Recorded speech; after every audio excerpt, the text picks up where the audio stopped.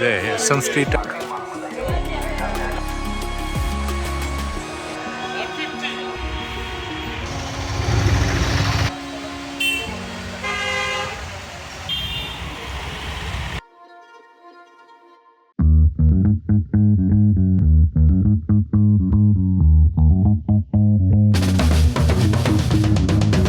Hey guys, അപ്പോൾ നമ്മൾ കോഴിക്കോട് നഗരം എക്സ്പ്ലോർ ചെയ്യാൻ വേണ്ടി ഇറങ്ങിയിരിക്കുകയാണ്. നമ്മൾ ആദ്യം പോകുന്നത് SM സ്ട്രീറ്റിലേക്കാണ്. അവിടെ നിന്നാണ് നമ്മൾ നമ്മുടെ യാത്ര തുടങ്ങുന്നത്.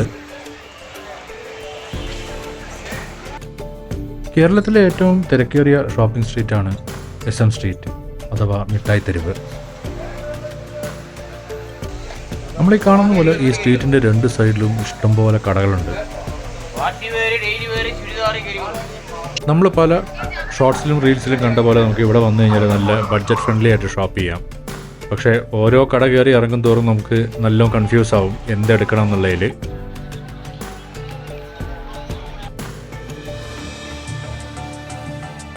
ഞങ്ങളിവിടെ നിന്ന് കുറച്ച് ഡ്രസ്സ്, ബാഗ്, പിന്നെ വൈഫ് കുറച്ച് കമ്മലുകളൊക്കെ മേടിച്ചു.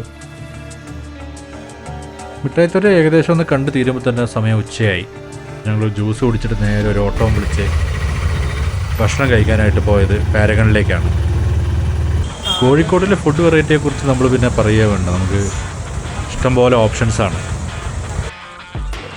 ഉച്ചയായതുകൊണ്ടും പാരഗൺ ആയതുകൊണ്ടും നല്ല തിരക്കുണ്ട്. അപ്പോൾ നമ്മൾ ഉള്ളിൽ പേര് കൊടുത്തിട്ട് വന്നിട്ടുണ്ട്. അവർ ടേബിൾ റെഡി ആകുമ്പോൾ നമ്മളെ വിളിക്കും.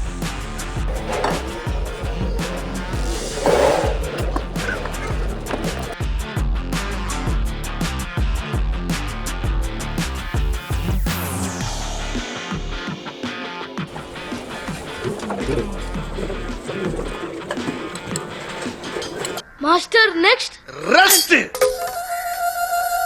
ഞങ്ങൾ ഉച്ചയ്ക്ക് ലഞ്ചൊക്കെ കഴിച്ച് ഹോട്ടലിൽ പോയി കുറച്ച് റെസ്റ്റൊക്കെ എടുത്തിട്ട് ഒരു 5:30 ആയപ്പോൾ മാനാഞ്ചിറ സ്ക്വയറിലെത്തി. കോഴിക്കോട് ടൗണിൻ്റെ ഹൃദയഭാഗത്താണ് മാനാഞ്ചിറ സ്ക്വയർ ഉള്ളത്. കോഴിക്കോടുകാരുടെ വിശ്രമ കേന്ദ്രമാണ് മാനാഞ്ചിറ സ്ക്വയർ. വൈകുന്നേരങ്ങളിൽ നമുക്ക് ഇവിടെ വന്ന് ഈ വ്യൂ ഒക്കെ ആസ്വദിക്കാം. പിന്നെ ആൾക്കാർക്ക് നടക്കാൻ വേണ്ടിയിട്ട് ഇതിന് ചുറ്റും ഇൻ്റർലോക്ക് ടൈൽസ് ഒക്കെ ഇട്ടിട്ടുണ്ട്.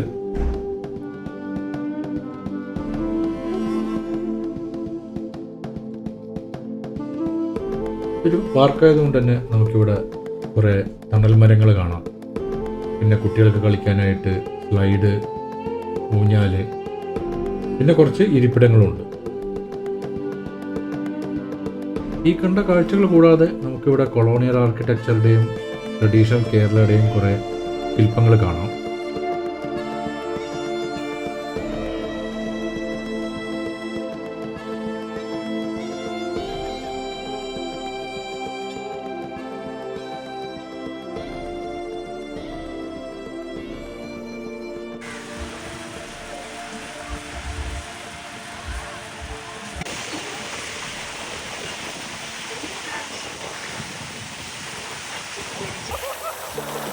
മാനാഞ്ചിറ സ്ക്വയറിൽ നിന്ന് ഞങ്ങൾ നേരെ പോയത് കോഴിക്കോട് ബീച്ചിലേക്കാണ്. സമയം ഏകദേശം 6:30 ആയിരുന്നു. അപ്പോൾ ഇവിടെ നിന്ന് സൺസെറ്റ് കാണാമെന്നാണ് ഞങ്ങളുടെ പ്ലാൻ.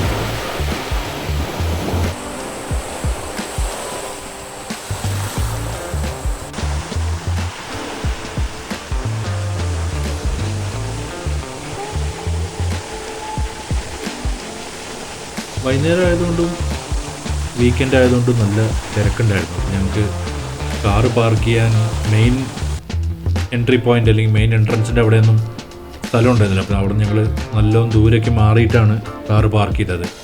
അപ്പോൾ ഞങ്ങൾ രണ്ടാമത്തെ എൻട്രി പോയിൻ്റ് വഴിയാണ് ബീച്ചിലേക്ക് കയറിയത്. അപ്പോൾ അവിടെ ഒരുപാട് കടകളൊന്നുമില്ല. ഈ കടകളും ഐ ലവ് കോഴിക്കോട് എന്നുള്ള ബോർഡും ഒക്കെ ഇരിക്കുന്നത് ഈ മെയിൻ എൻട്രി പോയിൻ്റ് അവിടെയാണ് ഇരിക്കാനുള്ള കുറേ ചെയറും ഒരുപാട് കടകളും ഒക്കെ ഉള്ളത്.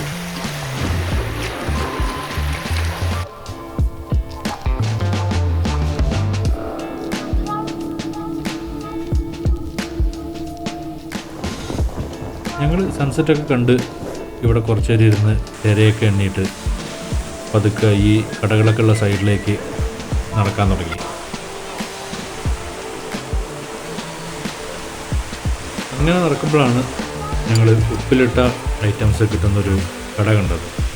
അപ്പോൾ അവിടുന്ന് ഒരു ഉപ്പിലിട്ട മാങ്ങയൊക്കെ വാങ്ങി അത് ടേസ്റ്റ് ചെയ്തുകൊണ്ട് ഞങ്ങൾ മുന്നിലേക്ക് നടന്നു.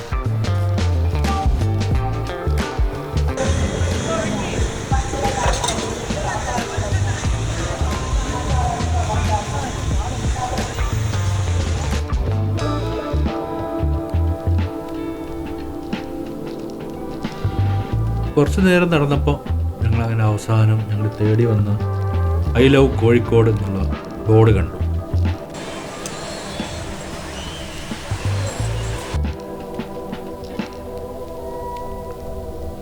സമയം ഒരുപാടായതുകൊണ്ട് ഞങ്ങൾ ഈ ബീച്ചിൻ്റെ ഓപ്പോസിറ്റുള്ള കോപ്പർ കിച്ചൺ എന്ന് പറഞ്ഞ ഹോട്ടലിൽ നിന്ന് ഡിന്നറും കഴിച്ചിട്ട് ഇവിടുന്ന് മടങ്ങി. ഞങ്ങൾ കോഴിക്കോട് പോയപ്പോൾ താമസിച്ചത് ഹോട്ടൽ യാഷ് ഇൻ്റർനാഷണലായിരുന്നു. ഇവിടുത്തെ സ്റ്റേ ഒക്കെ അടിപൊളിയായിരുന്നു. ഇതിൻ്റെ 4th ഫ്ലോറിൽ നമുക്കൊരു ഇൻഫിനിറ്റി പൂളുണ്ട്, പിന്നെ ഒരു ജിമ്മൊക്കെ ഉണ്ട്. ഞങ്ങൾ രാവിലത്തെ ചായയൊക്കെ കുടിച്ച് കഴിഞ്ഞിട്ട് വെറുതെ കുറച്ച് നേരം പോയി പൂളിലൊക്കെ കളിച്ചു.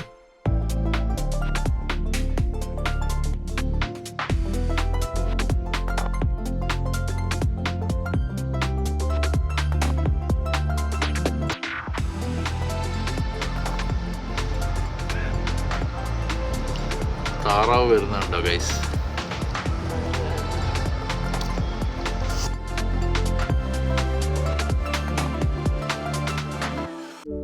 നമ്മളിന്ന് വന്നിരിക്കുന്നത് ആർട്ട് ഗാലറിയും പഴശ്ശിരാജ മ്യൂസിയവും കാണാൻ വേണ്ടിയിട്ടാണ്.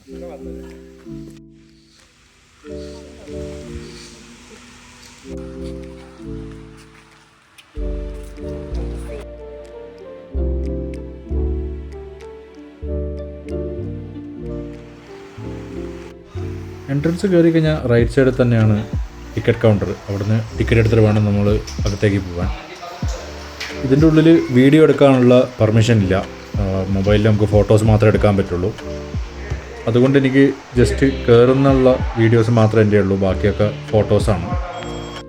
നമുക്കിവിടെ സിന്ധു നദീതട സംസ്കാരത്തിൻ്റെ അവശേഷിപ്പുകളും ഇരുമ്പ് ശിലായുഗങ്ങളിൽ ഉപയോഗിച്ചിരുന്ന പാത്രങ്ങളും പിന്നെ ആഭരണങ്ങളുമൊക്കെ നമുക്കിവിടെ കാണാൻ പറ്റും.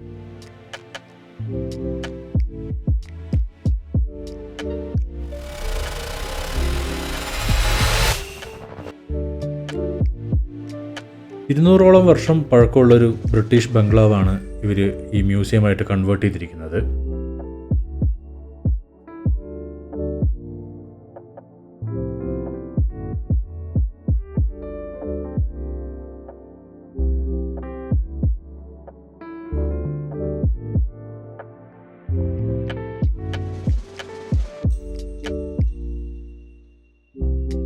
ഞങ്ങൾ പോയ ദിവസം ആർട്ട് ഗാലറിയിൽ എന്തോ റിനോവേഷൻ നടക്കുന്നതുകൊണ്ട് അതൊന്നും തുറന്നിട്ടുണ്ടായിരുന്നില്ല.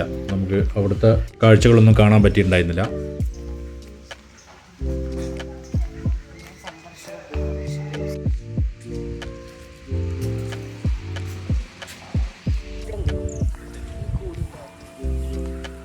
ഈ കാഴ്ചകളോടെ കൂടി നമ്മുടെ കോഴിക്കോടിലെ വിശേഷങ്ങൾ ഇവിടെ അവസാനിപ്പിക്കുകയാണ്. നമുക്ക് കോഴിക്കോട് എക്സ്പ്ലോർ ചെയ്യാൻ ഇനിയും ഒരുപാടുണ്ട്, പക്ഷേ ടൈം കൺസ്ട്രെയിൻ കാരണം നമുക്കതൊന്നും കവർ ചെയ്യാൻ പറ്റിയിട്ടില്ല. അടുത്തൊരു വീഡിയോയിൽ അതെല്ലാം കവർ ചെയ്യാൻ ശ്രമിക്കാം. ഇനി ഒരു വീഡിയോയുമായി കാണുന്നത് വരെ ഹാപ്പി എക്സ്പ്ലോറിങ്.